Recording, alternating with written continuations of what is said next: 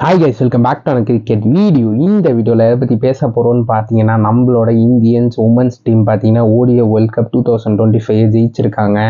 இது இந்தியாவுக்கு ஒரு ஹிஸ்டாரிக் வின்னு சொல்லி ஆகணும். இந்த மேட்ச்சில் என்னப்பா நடந்துச்சு? India versus South Africa women's ODI world cup 2025 final மேட்சோட ரிவ்யூ தான் அது.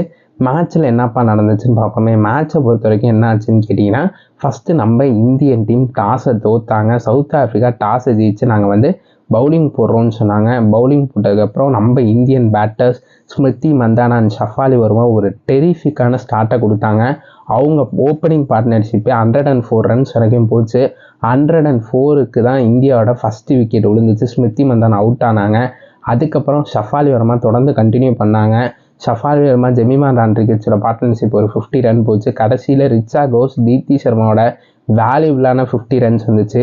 இது மூலமாக நம்ம இந்தியன் டீம் பார்த்தீங்கன்னா 298 ரன்ஸ் ஸ்கோர் பண்ணியிருந்தாங்க. ஷஃபாலி வர்மா ஒரு 87 ரன்ஸ், அதே போல் நம்மளோட தீப்தி சர்மா ஒரு 57 ரன்ஸ்.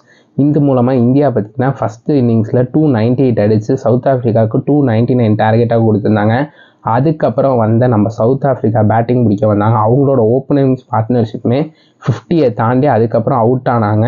ஸோ அதுக்கப்புறம் பார்த்திங்கன்னா லாரா உல்பர்ட் அவங்க தான் தனியாக சவுத் ஆஃப்ரிக்கா பேட்டிங் லைனப்பில் தனியாக தெரிஞ்சாங்க. அவங்க ஒரு சைடில் ஆட, மற்ற டீம் எல்லாமே அப்படியே விக்கெட்டை தொடர்ந்து விட்டு போனாங்க. லாரா உல்பர்ட் செஞ்சுரி அடித்தாங்க. எக்ஸலண்ட்டான பர்ஃபார்மன்ஸ் லாரா உல்பர்ட்டேருந்து.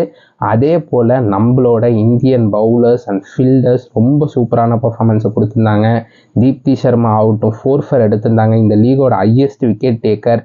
அதே போல் நம்மளோட ஷஃபாலி வர்மா ஒரு மிஸ்டிஃப் ஸ்பின்னை போட்டு 2 விக்கெட் எடுத்திருந்தாங்க. அதே போல் நம்மளோட சார்னி ஆகட்டும் அவங்களுமே ஒரு நல்ல பவுலிங் பர்ஃபார்மன்ஸை கொடுத்து நம்ம இந்தியன் டீமை இந்த மேட்சை ஜெயிக்க வச்சுருக்காங்க. அதே போல் அமரன்ஜித் காரோட எக்ஸலண்ட் ஃபீல்டிங் பர்ஃபார்மன்ஸ்னு சொல்லி அவனை ஒரு ரன் அவுட்டு, அதே போல் லாரா உல்வர்ட்டோட ஒரு எக்ஸலண்ட்டான கேட்ச்சு, இதெல்லாம் நடந்துச்சு. ஸோ நம்ம ஃபீல்டிங் அண்ட் பவுலிங் பர்ஃபார்மன்ஸ் ரொம்ப நல்லா இருந்துச்சு. இந்த மேட்ச்சில் எங்கே சவுத் ஆஃப்ரிக்கா தோத்தாங்கன்னு நீங்கள் நினைக்கிறீங்க? எங்கே இந்தியா டாமினேட் பண்ணாங்கன்னு நீங்கள் மறக்காம கீழே கமெண்ட் பண்ணுங்கள். உங்களுக்கு இந்த வீடியோ பிடிச்சா சப்ஸ்கிரைப் பண்ணிக்கோங்க. அதே போல் நம்மளோட இன்ஸ்டா பேஜை ஃபாலோ பண்ணிக்கோங்க. சரி வாங்க, இதோட இந்த வீடியோவை முடிச்சுக்கலாம்.